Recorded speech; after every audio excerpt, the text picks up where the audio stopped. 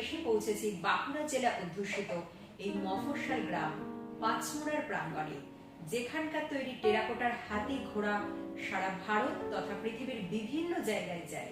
এতদিন ধরে আমরা এইটুকুই জেনে এসেছি, কিন্তু আজকে আমরা আমাদের প্রিয় দর্শক বন্ধুদেরকে জানাতে চলেছি এই গ্রামের একজন মৃৎশিল্পীর কথা তথা বিশ্ব কুম্ভকারের তৈরি টেরাকোটার ঘোড়ার কথা।